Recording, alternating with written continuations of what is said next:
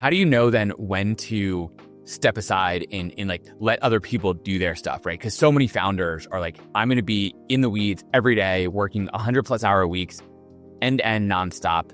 When are the right times to step away? Like, how do you know when and what to hand off and delegate? Essentially, you can do your job as founder, and everyone else can do their job as part of the team members. You should have a extreme bias for handing off everything. So your bias, your natural state should be to delegate the things that you're doing. And I think that trigger point is if they can do that thing 10, 20% better than I can, hand it off. Get out of the way, give them the things that they need. Your entire job is to set things up and then move on.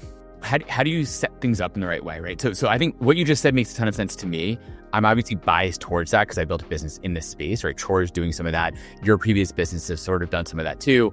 Founders tend to be really bad at delegating. Like, in fact, they tend to be control freaks. How do you get good at that?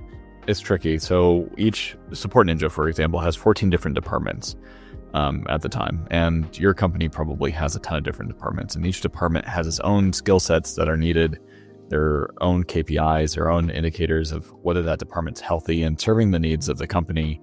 And then there's a certain standard of care that you kind of need to agree on between you and your partners for each department, right? For recruitment, it's like, I want to place someone within 24 hours. That's the standard. And I want that person to, once they're placed inside that company, to be there for 6 months or for 12 months or whatever that standard is. If you're filling that role, you as a CEO are also held to that standard, and the leadership team is looking at you to keep that going.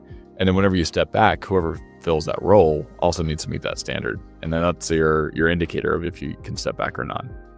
So essentially then maybe restate that. Are you essentially setting really clear guidelines and expectations for what delight? I call internally Troy, I say, this needs to be delightful. This is what delightful looks like.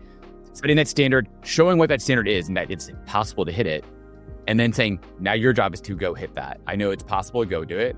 Yeah, exactly. And because you've done it yourself, you know what's reasonable. You know who the right person might be for that job. You know that if that person falls through, then you can step in and do that role.